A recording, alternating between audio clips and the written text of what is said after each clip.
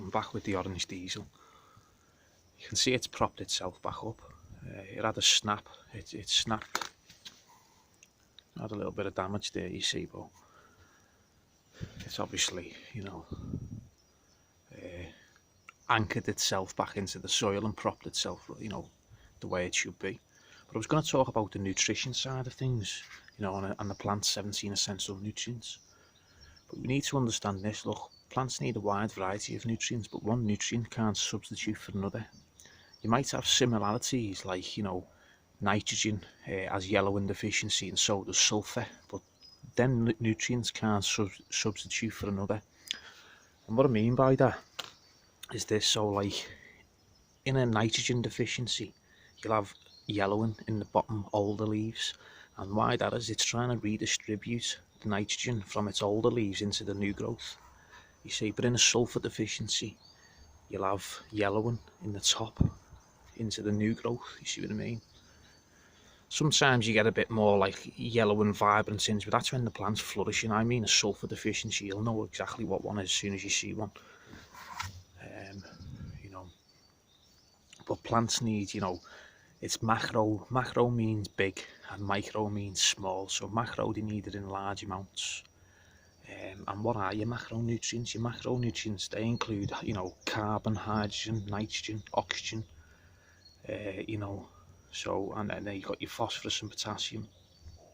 But what people need to understand this, I know people think like, your macronutrients consist of nitrogen, phosphorus, potassium, sulfur, calcium, magnesium, but this is how it is.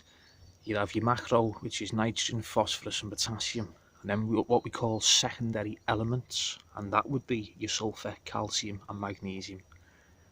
And then you would have micronutrients, and they would be iron, manganese, copper, zinc, boron, chloride and molybdenum. It can even use other elements like silver and gold, but as I said, you're not going to be feeding your plant that, are you? And it needs them on very microscopic scale, so it doesn't need them in large amounts in the slightest.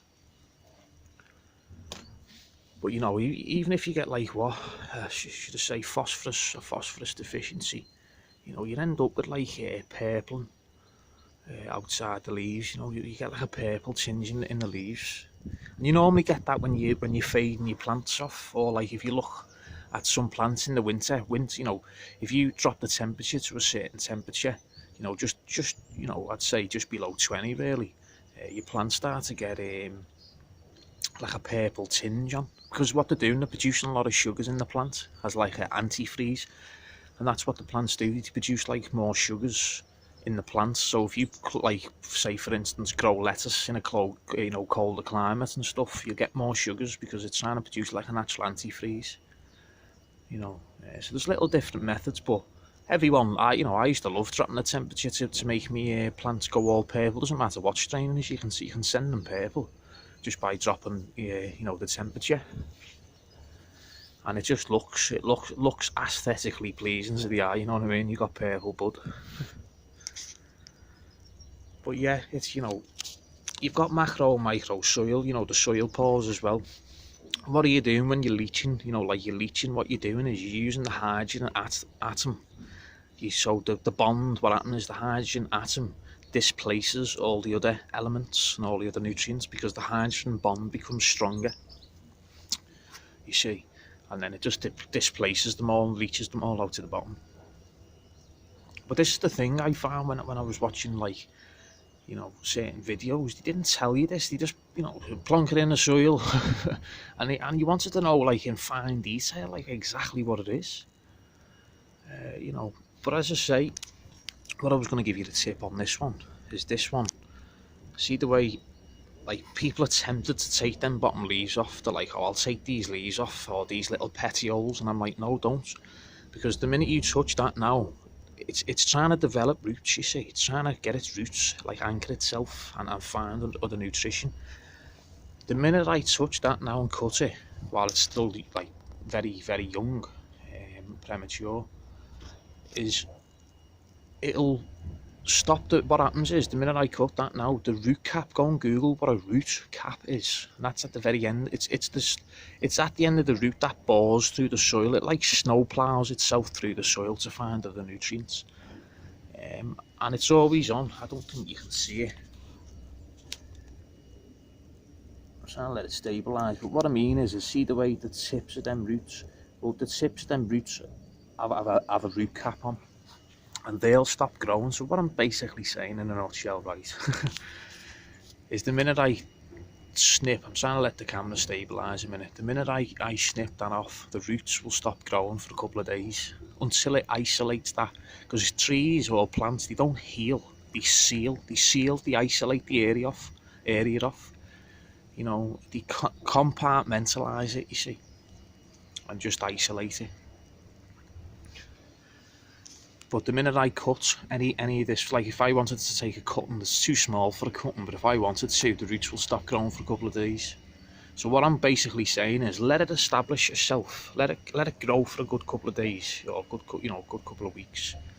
Let the roots establish before you take any cuttings or snip any of these lower branches off, is what I'm saying in a nutshell. See what I mean? Because people don't know that, is the minute you touch that now, you know, plants have a thing called epicormic growth, and it's like a chemical reaction growth. But yeah, and you can get and you can look for all deficiencies and stuff. And then obviously it's your pests and diseases as well. Then pests and disease, you know, obviously I don't want to go too deep, because I'll make this for a separate video about pests and diseases. You know, you got your spider mites, your aphids. But this is what I've found the best thing to do with plants. Let nature fight nature. You know, don't start putting other chemicals in and toxic chemicals. It just unbalances the ecosystem of your greenhouse.